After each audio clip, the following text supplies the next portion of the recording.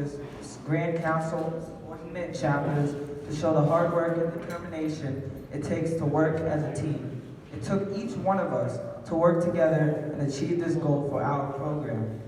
This is to also let you know that we are interested in the progress of our future by reaching back and researching the men of our past and present to take examples from them and make the right decisions to help shape our future. So please, sit back, give us your undivided attention, and enjoy our program. Thank you.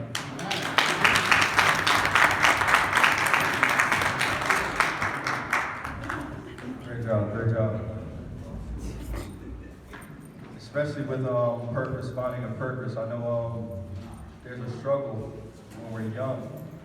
Not only just as we go through our struggles and our tribulations, but as we get older, we still have that kind of grind that life gives us. Sometimes it takes us off the edge of becoming who we're meant to be, and that's what matters. And as we're here and we're showing love to these young brothers, we must make sure that we support them on the path as well.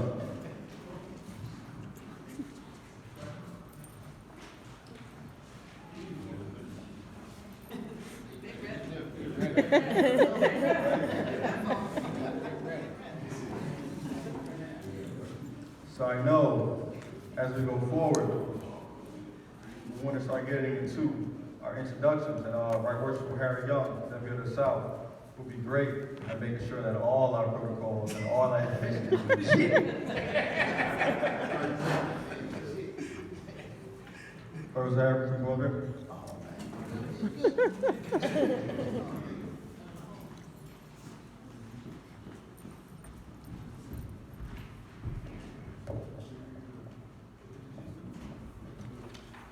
Okay, you got me again, huh? All right, so at this time, we're going to start our program. Young men, they back there, they're ready. They ready? They ready?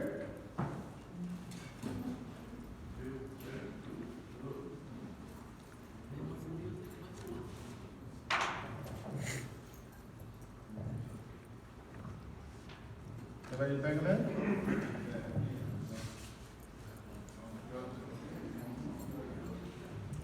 All right, give it up for our young men who got to start this program.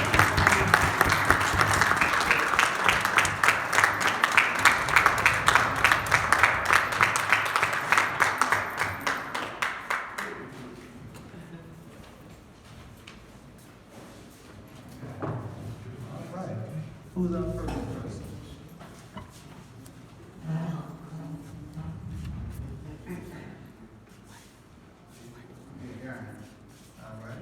Look at Right Worshipful Harry. Okay, it's our first one, so bear with me. Get started.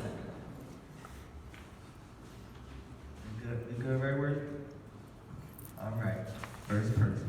Here we go.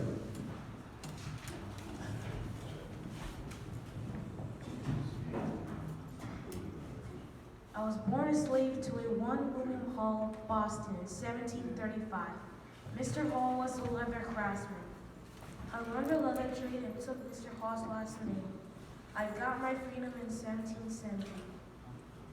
Before the war in 1775, myself and 14 free blacks was raised to a sublime degree of a master mason. I became the master of African Lodge number 459, the first black order of free and accepted masons. We only had rights to walk on St. John's Day and bury the dead. I petitioned the Mother Lodge in England and was granted an individual charter. I fought for personal freedom, education, suppressed laws of my time. I became a skilled orator and promoted learning. I am Prince Hall. All right. All right.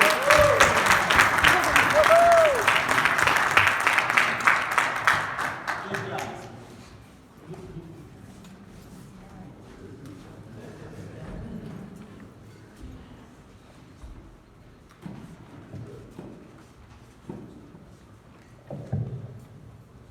The exact date of my birth is unknown, but I celebrate unknown, but is celebrated on February 14th. I was born in Chesapeake, Bay, Maryland as a slave. My master was my father. When I was 12, I started learning the alphabet. I taught myself how to read and write. On the plantation, I taught other slaves how to read the Bible. I escaped from slavery in 1838 and settled in Massachusetts. After joining the African Methodist Episcopal Church, I became a licensed preacher. I engaged myself in the segregation and transportation. My best known work for my first autobiography, An American Slave. I traveled abroad and found out was to be a free man. I was known as an abolitionists and fought for women to have the right to vote. I am Frederick Douglass.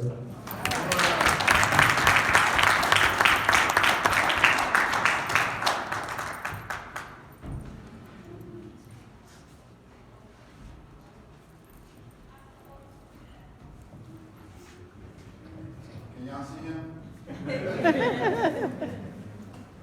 I was born a slave in 1856 in Virginia. I worked my way through school after me and my mother moved to West Virginia. As a young man, I worked my way through Hampton Normal Agriculture Institute, now known as Hampton University. I also attended Virginia Union University in 1881. I was the first leader at Tuskegee Institute in Alabama. I attained national prominence for my Atlanta address of 1895. I became a spokesman for African American citizens and built a network of supporters in the Black communities with Black ministers, educators, and businessmen. I played a leadership role in the building of 6 model schools that could be built for Afro-American students in rural areas in the South. I am Booker T. Washington.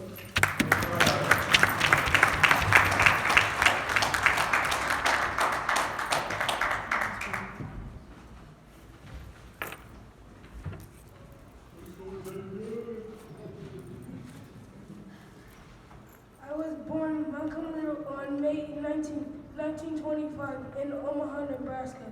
My father was an outspoken Baptist race speaker who followed activist Marcus Garvey.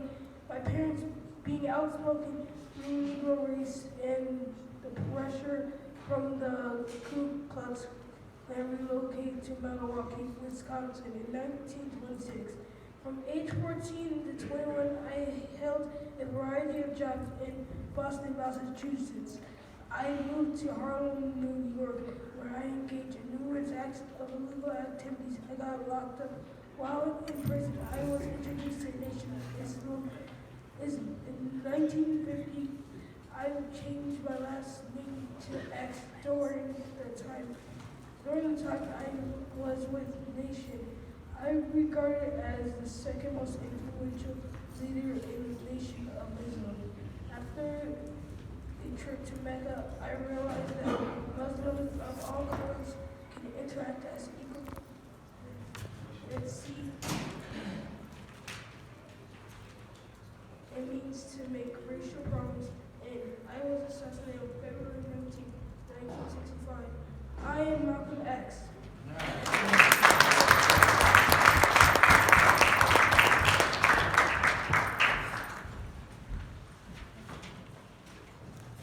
I was born on January 31st, 1919 in Cairo, Georgia. While I attended high school, I participated in all 4 major sports. I attended Pasadena Junior College, where I played on the baseball team in 1939. I attended UCLA and was the first athlete to receive varsity letters in 4 sports. In 1942, I was drafted into the U.S. Army, where I entered officers candidate school. I was honorably discharged in 1944. On August 28, 1945, I became the second Black man to sign a major league contract, Moses Fleetwood Mac being the first. On April 15, 1947, I became a member of the Brooklyn Dodgers, which brought an end to the 60 years of segregation. In 1962, I became the first African American to be inducted into the Baseball Hall of Fame. Every year on April 15th, every major league player wears my number to honor my accomplishments for Afro Americans in baseball. I chaired the NCAA $1 million Freedom Fund drive in 1957. In 1964, I helped found the Freedom Nation Bank in Harlem. I am Jackie Roosevelt Robinson. Yes.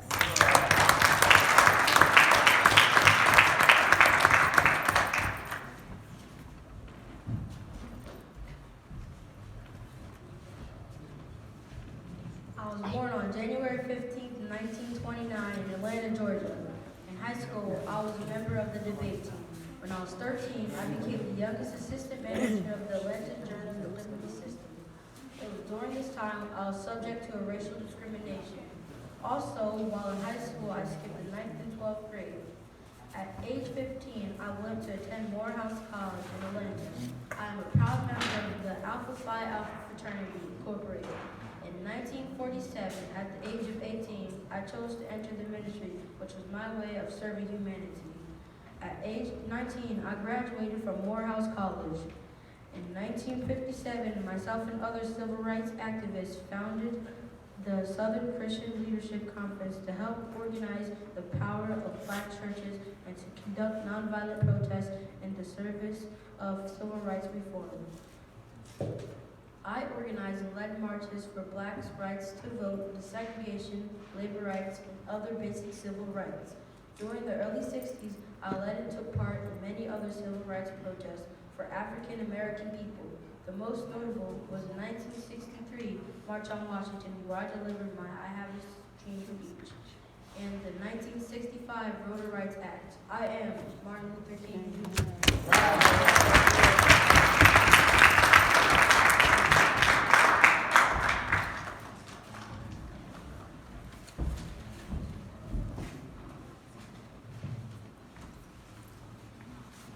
I was born in Baltimore, Maryland, July 2nd, 1908. My father worked as a railroad worker and my mother worked as a teacher.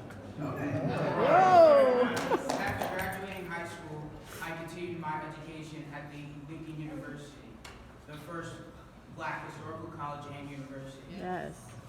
My classmates were Lincoln Hughes and Cab Calloway. My sophomore year, I became the leader of the debate team.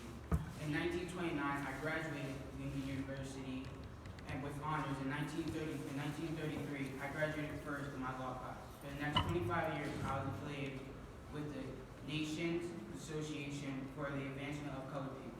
I am known in my work in some cases like Merton versus Pearson, Plessy versus Ferguson, and Brown versus Board of Education. In 1961, I was appointed to the United States Court of Appeals. In 1965, I was appointed to Secretary of Housing and Development. In 1967, President Lyndon Johnson nominated me to the United Supreme Court, where I became the 96th president and the first African American to hold the office. I close with this: you do what you think is right and let the law catch up. I am Senator Marshall.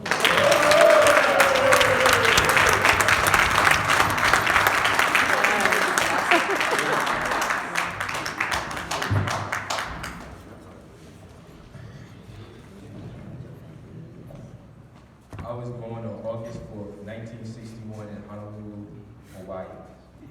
In late August of 1961, me and my mother moved to Seattle, Washington. I attended school in Indonesia from the ages 6 to 10.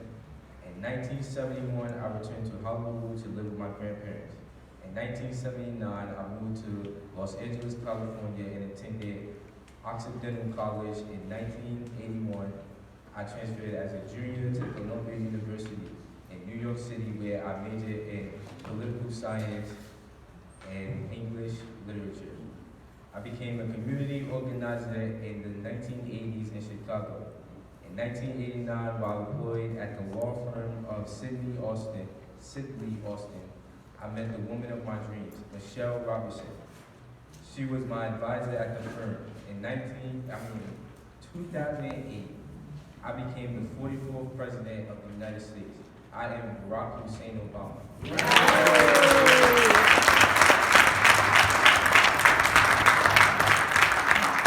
These young brothers, another round of applause, please.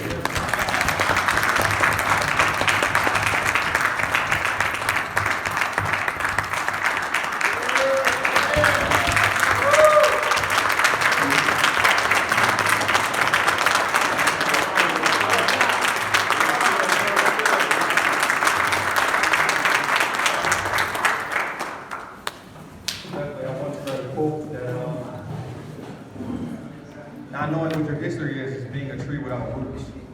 Amen. And understanding that these young men know what the history is, and understanding that these wise and influential black men were not only against the grain, but they were against their own curriculum. Things were not made for them, they were not paid for them. In order for them to understand who they were and what they wanted to be, we implore these young men to do the same.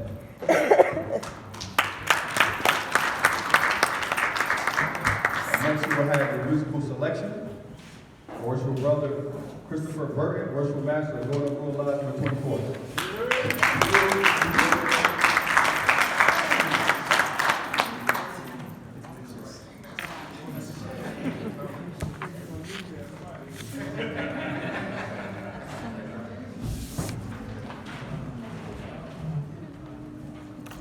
Brother Brandon, I know I've seen your degree work. Can everyone tell this gentleman what my last name is?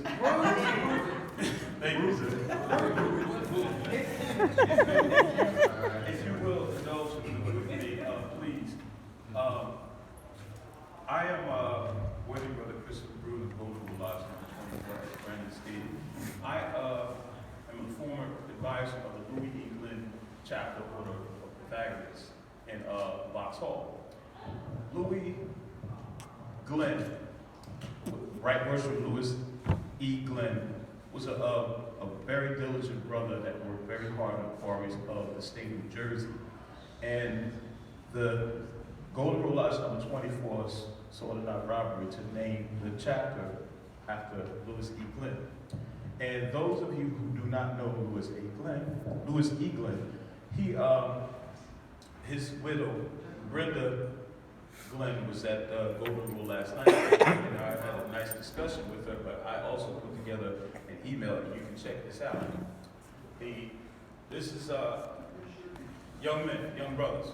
Can you please say, if you believe, say it, come on, if you believe, you can achieve.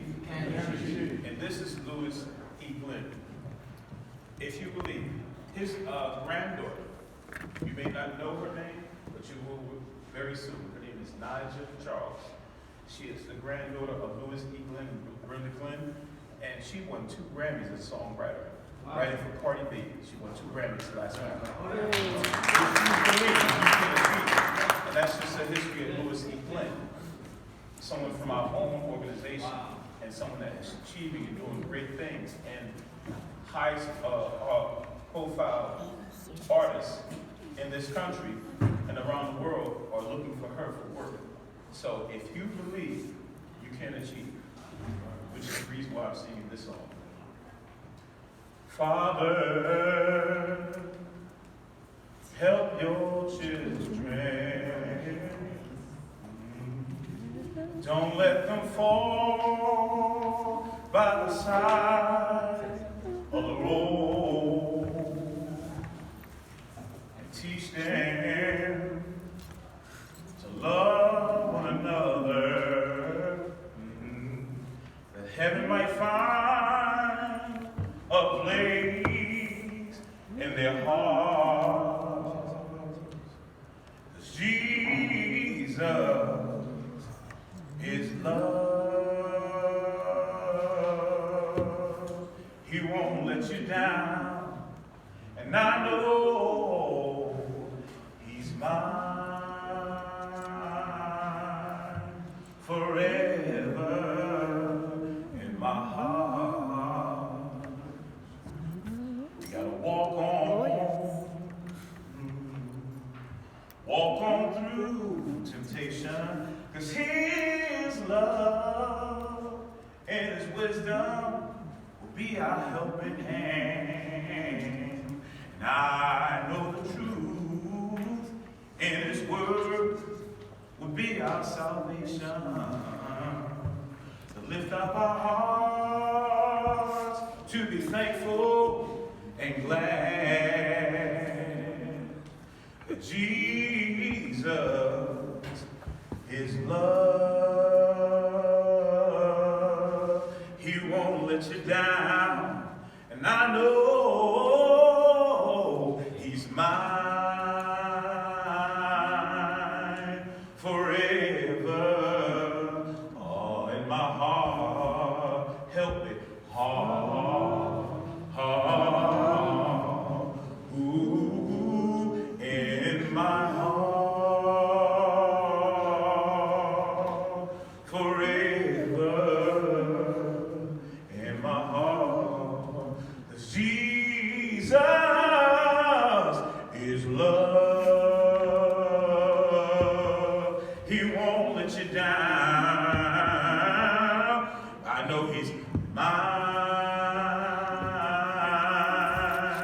forever in my heart. Thank you.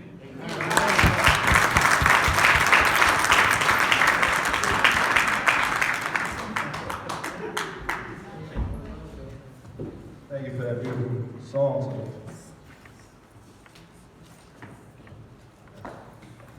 Now coming up, we will introduce one more time Harry Young for the introduction of our keynote speaker. Those words will past master grandmaster Shelton J. Prescott.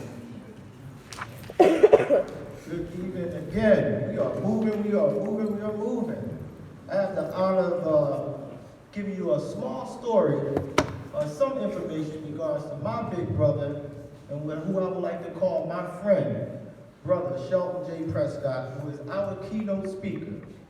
Shelton Jermaine Prescott was born on my favorite month of April, April 14th. April 5th, 1974, to Johnny and the late Shirley E. Prescott in Patterson, New Jersey. Shelton is a proud product of the Patterson Public School System. He graduated from John F. Kennedy High School as an honor student and one of the top high school football prospects in the Eastern region. After being heavily recruited by a host of Division I football programs, he decided to attend Syracuse University in the summer of 1992. While a student athlete at Syracuse, Shelton received his Bachelor of Arts degree in Child and Family Studies in 1996, and first team All Big East and All ECAC honors as a football player. He also received numerous awards from the Syracuse football program, including the Athletic Director's Honor Roll for Academy Achievement, Bill Maxwell Award for Most Improved Offensive Player, Duffy Doherty Award for Players Player and Coaches Coach, and Syracuse Keystone Offense Player of the Year.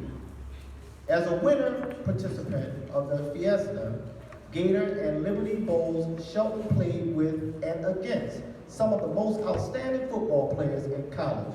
NFL historian including quarterback Donovan McNabb from my place, Philadelphia Eagles, of former Marvin Harrison, Indianapolis Colts. Upon graduation from Syracuse, Shelton accepted a job as a special educational teacher at his alma mater, John F. Kennedy High School, where he continues to serve on their staff in the same capacity. While at John F. Kennedy High School, Shelton earned his Master's of Arts degree in Special Education from New Jersey University.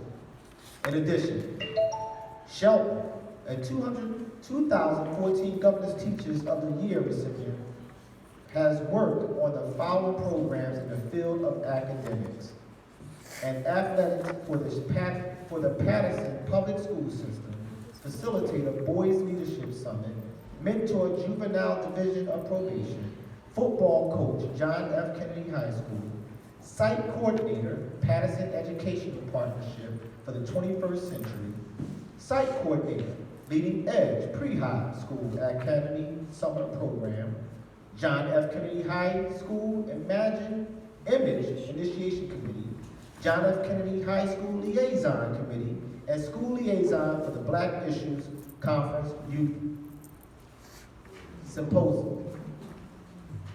Moreover, Shelton continues to coordinate community service projects for his classroom students during the course of the school year.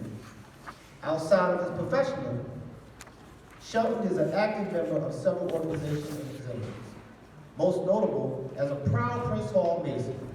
After faithfully serving his Masonic Lodge, district and jurisdictions for 13 consecutive years, Shelton was elected by the membership as the 88th Grand Master of the Most Worshipful Prince Hall Grand Lodge of New Jersey, making him the youngest sitting Grand Master in the country. We should give him a hand on that.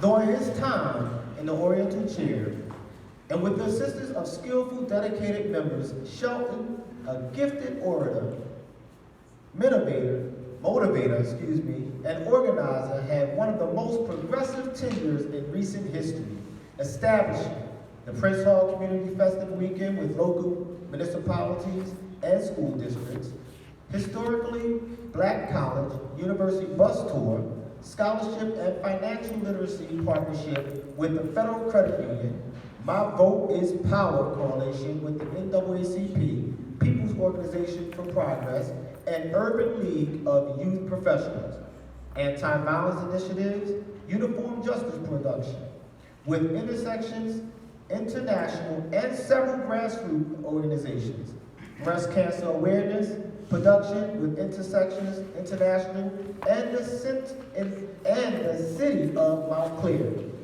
expungement seminars, national night out partnerships, career day for mentoring groups, and Feed the Hungry projects. Shelton currently serves as Worshipful Master of Integrity Lodge number 51 in Paterson, New Jersey. He was first elected to his honorary position over 12 years ago, in 2006, and received a host of awards during the time, including Worshipful Master of the Year, Lodge of the Year for the 7th Masonic District of the state of New Jersey, Zeta Phi Beta, Z-Hope, Community Service Award, African American Women 100 Plus Inc., Leadership Committee Service Award, Paterson, Task Force Community Service Award, and Alpha Kappa Alpha Harvest of Hope, Men in Education Award. This is just to name a few. Shelton is a proud member of the Zion Baptist Church in East Orange, New Jersey, where the Reverend Dana P. Owens is pastor. He also serves on the scholarship ministry with his beautiful wife of 14 years, Miss LaVasha Payne Prescott, and she's here with us today. They reside in East Orange, New Jersey, and he has a quote here: God is first, family, education, then community. Please rise and receive our keynote speaker, most worshipful Shelton J. Prescott.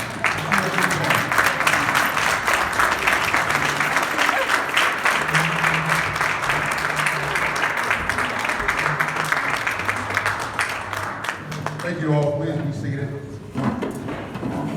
I haven't said that in a long time. I think the last time I said that when I was Grand Master. That sounded good. I'm not going to use the microphone. I think everybody can hear me pretty good, right? Mm-hmm. All right. Certainly acknowledging our most worshipful Grand Master in his absence. To our distinguished brethren of the William H. Pop Laws Grand Council, Order of Knights of Pythagoras, and to our beloved brothers and sisters under the sound of my voice, I bid you all a good afternoon. First, giving honor and praise in the name of God, family, education, and community. For these are four components that foster lifelong development in the mind, body, and spirit of each of us. First, let me just say I am thankful to serve as a keynote speaker for such an outstanding program. We are planting a seed with this Black History program, and we need to give the William H. Pop Laws Grand Council a round of applause.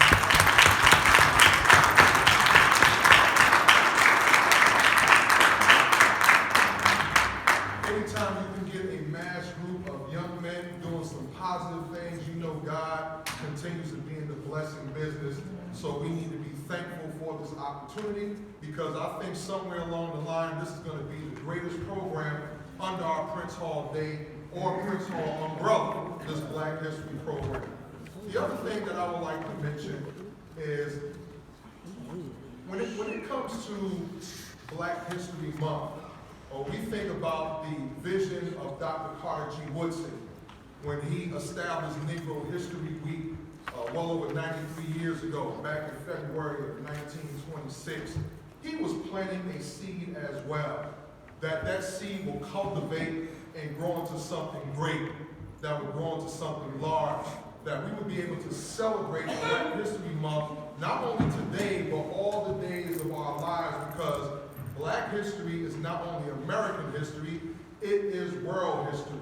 When you look at our ancestors are the elders of civilization. When you think about architecture, when you think about math, when you think about the sciences, when you think about history, African people have been the tone setters on this planet and continue to do so. So we have so much to be proud of when it comes to our history, and let's give ourselves a round of applause for that.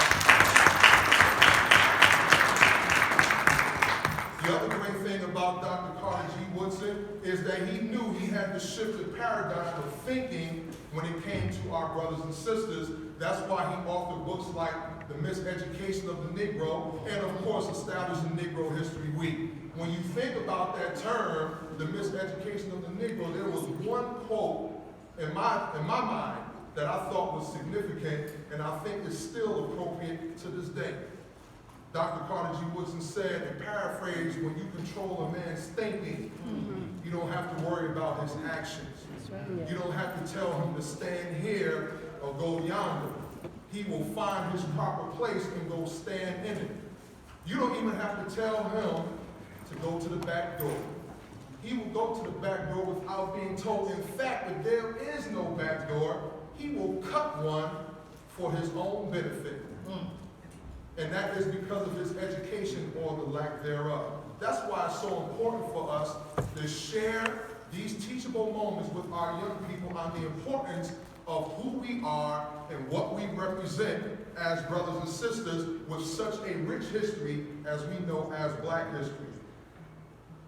But when we think about our history and just our way of thinking, it has become a melancholy truth that in the midst of societal apathy and ignorance, we have become targets of brainwash, and we have become targets of propaganda, cultivating a self-indulgent life opposed to cultivating a life of serving others.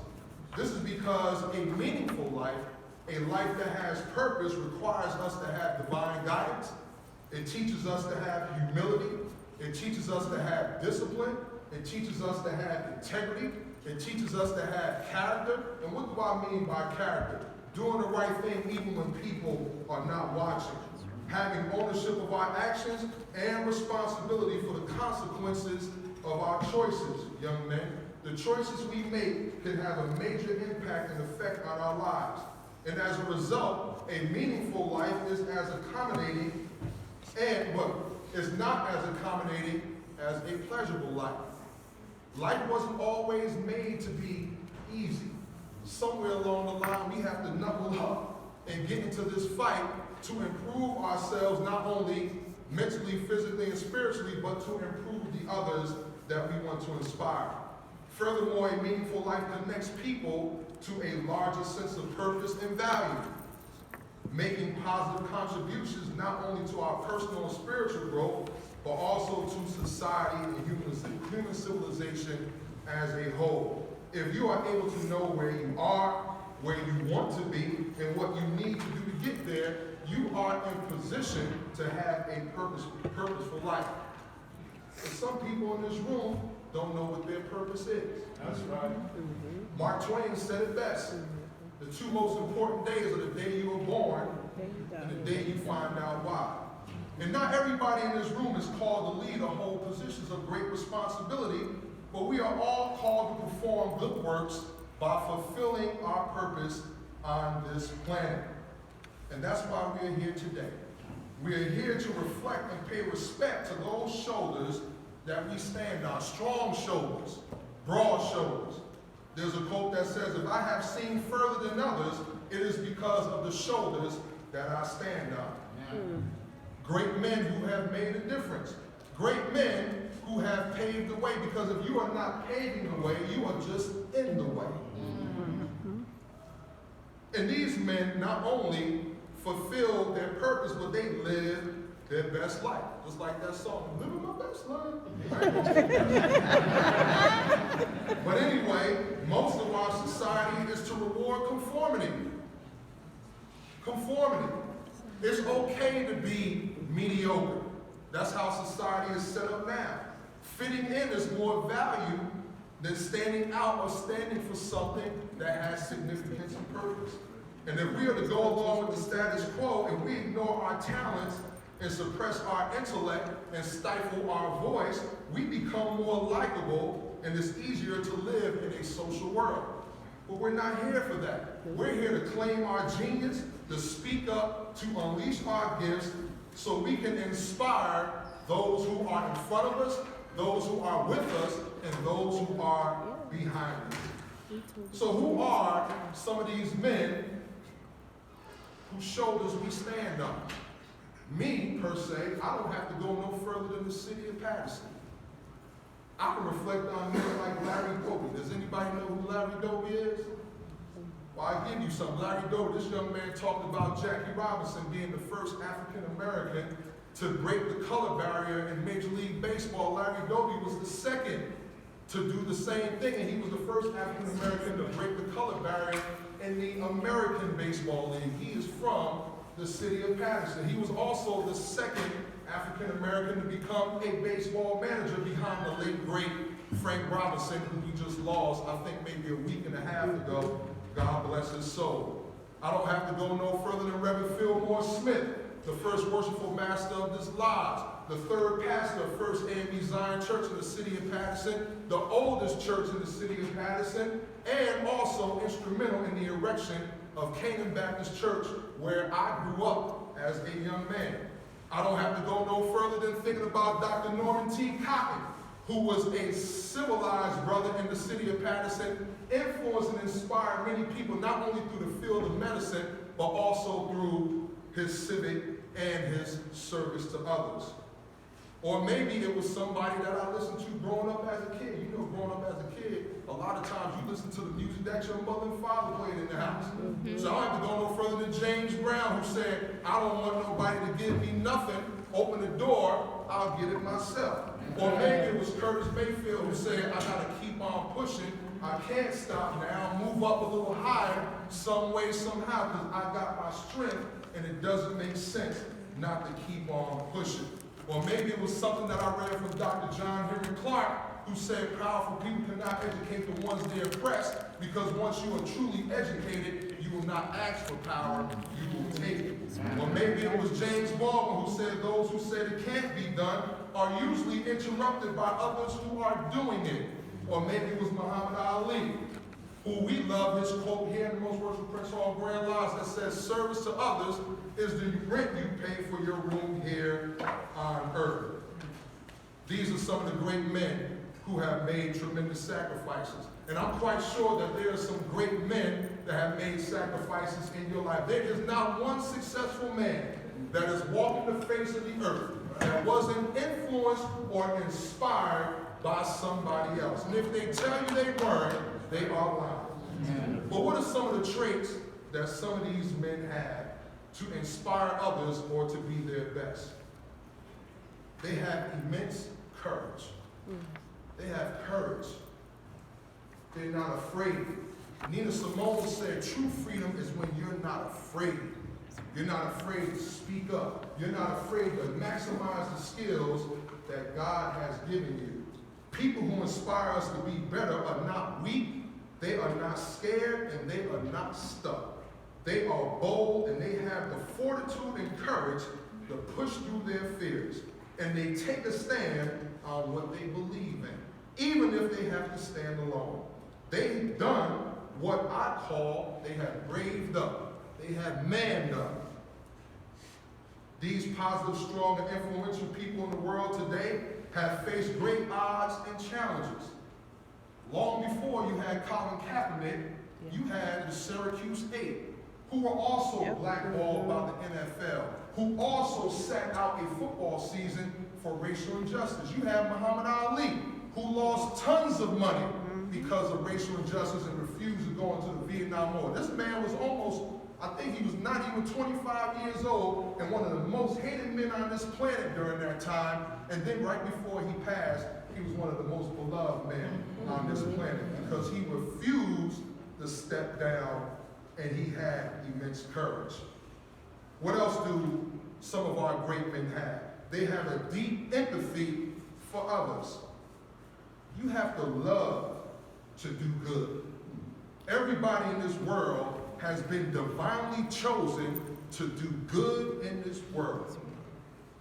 There's nothing worse than coming across somebody who do something good, but then they have to remind you that they did it.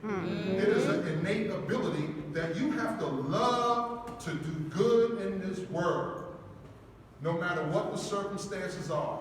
Because what is better than having one king, two kings? What's better than having two kings, three kings? What's better than having three kings, four kings? You are a part of a circle of success. You don't want no kings with no peasants. You don't want winners hanging out with losers. Kings hang out with kings. Yeah. Winners hang out with winners. And if you are the sharpest person in your group, you better find another one. Because you need to be challenged any and every chance that you get. These people don't coddle and overprotect them, but they also inspire and encourage people that they become a part of. So they have empathy for others. They also express love and appreciation openly and foster equality. What is service to others? Why do we serve our fellow man and our fellow woman? Because it should be the love in our heart. That's right. Dr. King said, everybody can be great because anybody can serve. All you need is a heart full of grace and a soul generated by love. That is why we're here. Because our service to God and our fellow man should always be manifested in our charitable works. Because our Masonic brothers know, because charity extends beyond the grave through the boundless realms of eternity. So you have to have an expressive love and appreciation for those that you want to inspire and motivate. What do these other great people have? They believe in collective power. They believe in collective responsibility. That term ujima that you will hear during the month of Kwanzaa or during the week of Kwanzaa, collective work and responsibility, to build and develop our communities together, to make our brothers and sisters' problems our problems and to solve them together, because we are our brother and sister's keeper. Those who believe in the collective power, they believe in inspiring others and uplifting others so that positive change can happen more quickly. They're not focused intensively or solely on amassing their own wealth, power, and influence. Because if they're the only one who's standing on top, who else are they inspiring? One of the great responsibilities are, when we are at the top, we have to go down and lift somebody else up. Past Grandmaster Homo Justice said it under his administration: never look down on a woman or a man unless you are extending a helping hand. We're supposed to be helping and inspiring others who come after us. What else do they have? They use all of themselves to make a difference. When I look at all of these folks that I mentioned, Muhammad Ali, Dr. John Henry Clark, Malcolm X, who was mentioned earlier, Jackie Robinson, who was mentioned earlier, so many others that weren't mentioned. When I look at these people, all right, they have a big crush on people that they want to inspire. They want somebody who can follow in their footsteps, but also establish their own path somewhere along the line.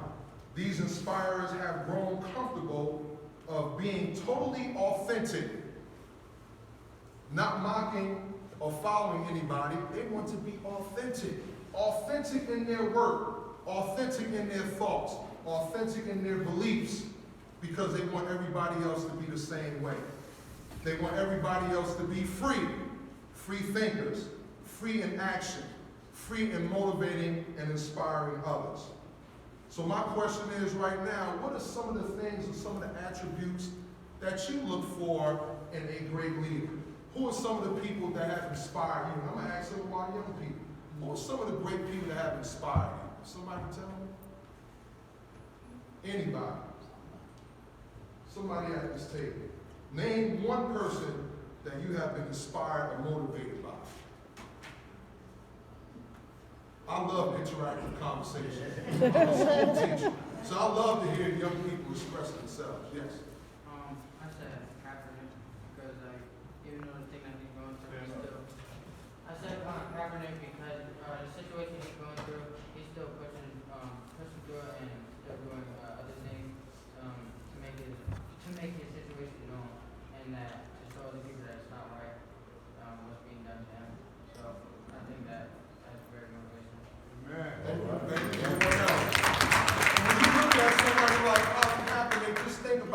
he went up against one of the biggest juggernauts here in American soil, the National Football League. And he pulled the sheets off of racial injustice that has been in place for many years. And he fought that fight almost to the point by himself. Because there were a lot of people who said they would get behind him, but when the smoke cleared, he was standing by himself. The same thing happened with Muhammad Ali. He went up against the American government. And when the smoke cleared, he was standing by himself. You look at the Syracuse 8, they were standing by themselves. Lost a lot of money, lost a lot of fame, but never lost their respect. So thank you, sir, for that. Is there someone else who can tell me who they're inspired by? Young men? Yes, the young men. I'm talking about the young men.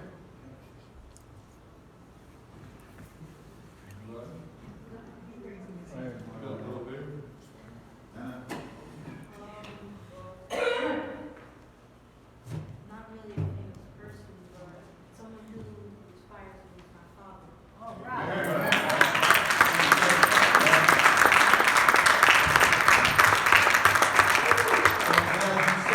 Because not every person who is motivated or inspire us are a name of fame. They may be a name of fame for us, but maybe not to everybody else. I mean, just some of the little things, like you said, like even my father, some of the little things that became a big difference. Watching him wake up in the morning and go to work every day.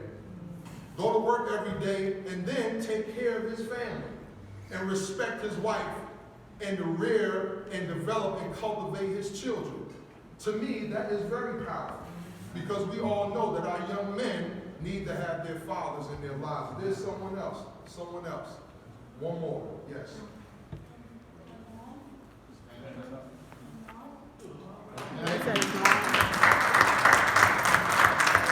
glad you said that as well, because even though this subject is men that make a difference, we all know that women are the foundation of our families. Just like we talk about Dr. Martin Luther King Jr., but we don't talk too much about Ella Baker because she was in the background making tremendous sacrifices. We talk about a lot of political leaders now who are black women, but we don't talk too much about Shirley Chisholm or Fannie Lou Hamer, people who have made significant differences in the lives of women and also men in our respective lives. Yes? My cousin Tyler. Okay. Your cousin. Where's your cousin?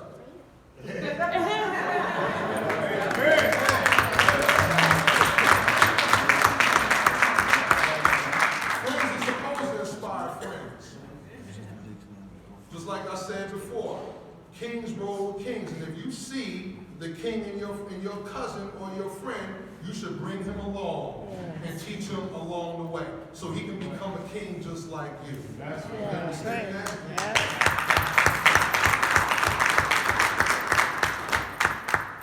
So young man, let me just say this before I take my seat, because I know I'm not supposed to talk long when it comes to young people, because after a while, they won't pay attention. But anyway, let me just say that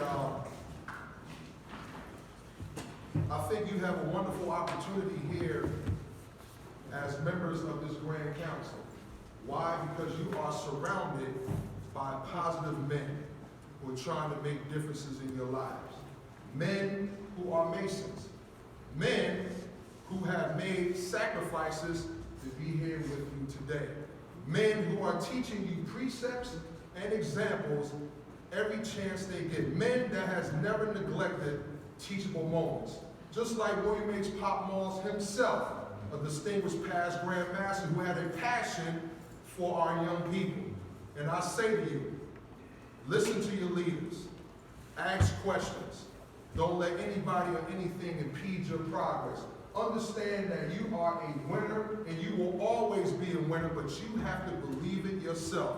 So stand up, look tall, and make sure those shoulders that you stand on, that you are not neglecting them by looking in a different direction unless it's nothing but success. Yes. All right, young men? So once again, I thank you for your time, and I hope you enjoy the rest of the afternoon. God bless you.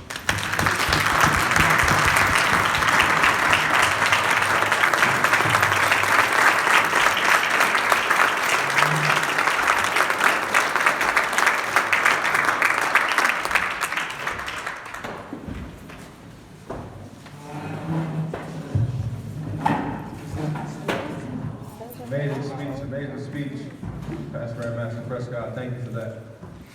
Now we'll start getting into some of our, what is it, a dine and chat and chew. Just always open up with the people around you. Don't be scared to be who you are and learn about the people around you. So I know for our first two tables, will be Pastor and Master Prescott with his lovely wife, our worship Dixon with his lovely wife. Ready? And then the middle tables will follow after. Accordingly.